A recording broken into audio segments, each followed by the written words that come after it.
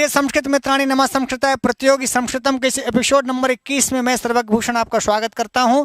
आज हम लोग चर्चा करेंगे वर्णित कुछ प्रसिद्ध आश्रम एवं नगर, माने संस्कृत वाङ्मय में, संस्कृत की पुस्तकों में जिनका वर्णन आया है, ऐसे प्रसिद्ध आश्रम एवं नगर। क्या हेडिंग है? हेडिंग बताइए। हाँ, तो यहाँ लिखना है आपको संस्कृत में वर्णित कुछ प्रसिद्ध आश्रम एवं नगर। तो संस्कृत के ग्रंथों में आपको ऐसे आश्रम आज हम बताएंगे, ऐसे नगर बताएंगे जो किसी न किसी के तट पर बसे हुए हैं, किसी न किसी पहाड़ या नदी के किनारे बसे हुए हैं। तो इस एपिसोड 21वें एपिसोड में इसी की चर्चा करेंगे। देखिए, कर्ण का आश्रम, विश्वामित्र का आश्रम, वाल्मीकि का आश्रम और भरद्वाज का आश्रम। तो भरद्वाज का आश्रम तो हर प्रयाग वाला जानता है कि प्रयाग के संगम तट पर है, गंगा जमुना के तट पर है। और वाल्मीकि का आश्रम गंगा नदी और तमसा नदी के तट पर बना था। देखिए, कोई भी वाल्मीकि आश्रम एक ठो नहीं बनाए थे, हर ऋषि अपने कहीं ना कहीं, आज देखिए छोटे छोटे संतों महात्माओं के आश्रम 10-10 ठो होते हैं। तो वाल्मीकि का एक आश्रम गंगा नदी पर भी था, तमसा पर भी था। और विश्वामित्र का आश्रम गौतमी नदी पर था भैया। और कर्ण का आश्रम, ये विज्ञान शाकुंतल वाले कर्ण, इनका आश्रम मालिनी नदी के तट पर था। ये सवाल बहुत पूछे जाते हैं, बहुत बार पूछता है कर्ण आश्रम किस नदी के तट पर? अया मालिनी नदी के तट पर किसका आश्रम है? कर्ण ऋषि का आश्रम। ऐसे सवाल पूछता है। विश्वामित्र का आश्रम किस नदी के तट पर है? या गौतमी नदी के तट पर किसका आश्रम है? तो विश्वामित्र का। ये ध्यान रखिएगा। वाल्मीकि का आश्रम गंगा नदी पर भी प्राप्त होता है, तमसा नदी पर भी, चूंकि एक ऋषि कई जगह घूमते टहलते रहते थे तो अपने आश्रम बनाते रहते थे। भरद्वाज का आश्रम प्रयाग के संगम तट पर है, जहाँ हम लोग खड़े हैं, जहाँ से आपको लाइव कक्षाएं दे रहे हैं रोज सुबह 8 बजे और रात को 8 बजे, भूलना मत। सुबह 8 और रात 8, 60 वाले भी देखें 8। भरद्वाज का आश्रम प्रयाग का संगम तट पर। हाँ, ये संगम तट गंगा जमुना सरस्वती का संगम है। 4 आश्रम आप देख लिए। 5वें आश्रम का दर्शन करिए, अगस्त का आश्रम। ये गोदावरी नदी के तट पर है और दंडक वन के पास है। अगस्त का वर्णन आता है उत्तरामृत में भी और कादम्बरी कथामुख में। तो कादम्बरी कथामुख पढ़ेंगे तो भी अगस्त आश्रम मिलेगा आपको। गोदावरी दंडक वन, इन्हीं के पास पंपा सरोवर है, पंपा सरोवर के पास इनका आश्रम है। कादम्बरी में ऐसा वर्णन है। और मारीच आश्रम हेमकूट पर्वत पर, ये मारीच आश्रम की चर्चा आती है विज्ञान शाकुंतलम में ना, जहाँ पर शकुंतला बाद में जाकर के रहती है, जहाँ सर्वदमन सिंह से खेलता है।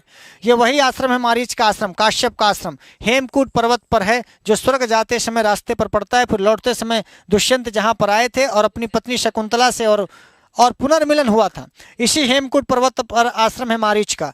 यक्ष का निवास है रामगिरी पर्वत पर, चित्रकूट में है, और मैं वहीं का निवासी हूँ। देखिए, जब यक्ष को शाप हुआ तो भैया ये चित्रकूट के रामगिरी पर्वत पर आया। और जब 14 साल का वनवास हुआ राम को, तो भी वो चित्रकूट में आए।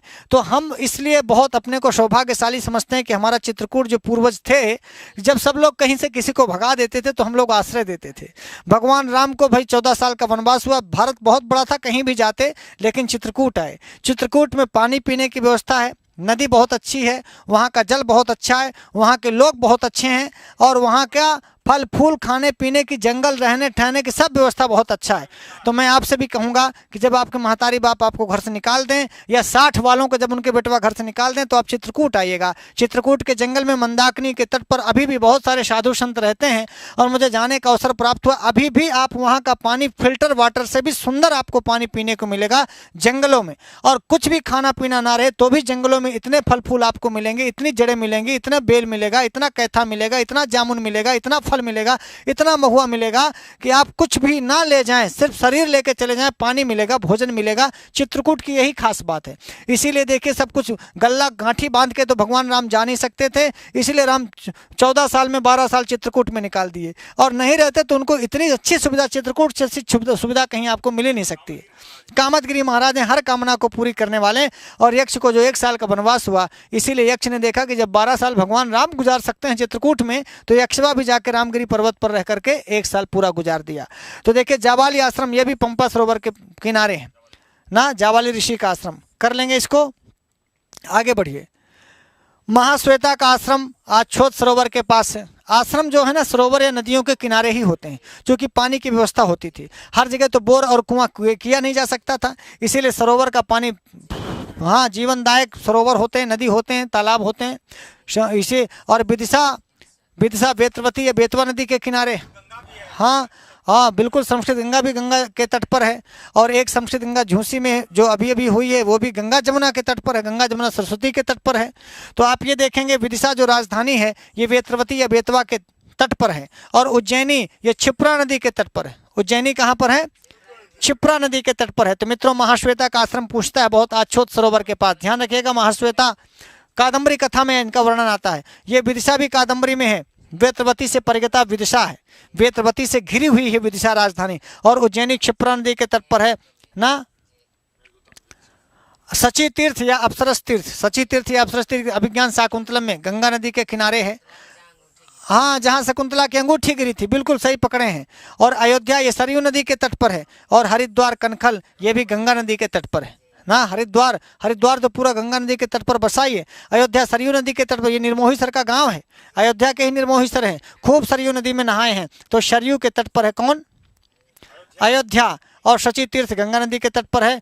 तो ये मित्रों आज के इस 14 चीज़ें मैंने आपको बताई जो संस्कृत जगत में आई थी। ध्यान रखिएगा, लाइव क्लास सुबह 8 बजे और रात को 8 बजे ना। न त्यजंति विद्वांसः कदापि धैर्यम, जो विद्वान होते हैं वो कभी धैर्य नहीं छोड़ते हैं।